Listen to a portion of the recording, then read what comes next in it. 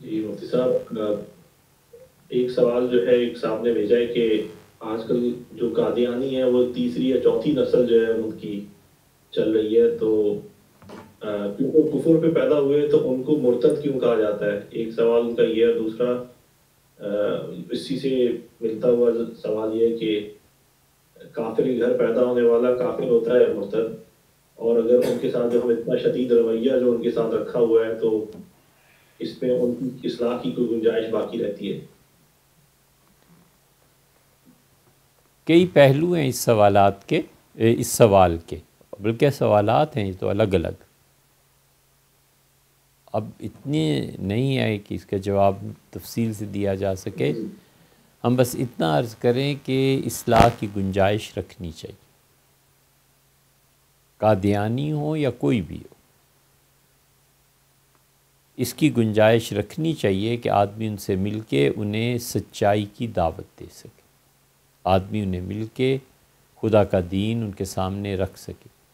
اس قدر شدید نفرت کہ ان کو سنانے کا موقع بھی نہ دیا جائے، اور اس قدر شدید نفرت کہ قتل اور ان کی قبریں اکھیڑنے اور اس سے کم بات ہی نہ ہو.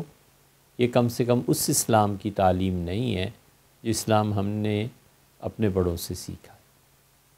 دعوت کا میدان ہمیشہ کھلا رکھنا چاہیے.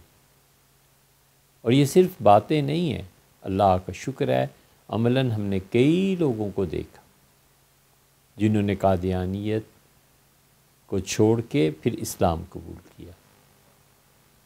پتہ نہیں خدا کہیں اس عمل کو ختم نہ کر دے اور اللہ نہ کرے کہ قیامت میں محرومی ہو.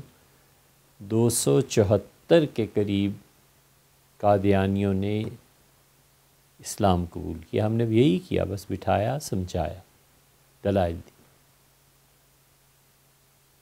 انہوں نے توبہ بھی کی، ایمان بھی قبول کیا، ان کا آئندہ ایسے نہیں ہو. یہ زیادہ اچھا یہ ہے کہ ہم دروازے بند کر دیتے اور مارتے اور کہتے تم ایسے اور ایسے اور نکل جاؤ. اللہ تعالیٰ ہم سب کو ہدایت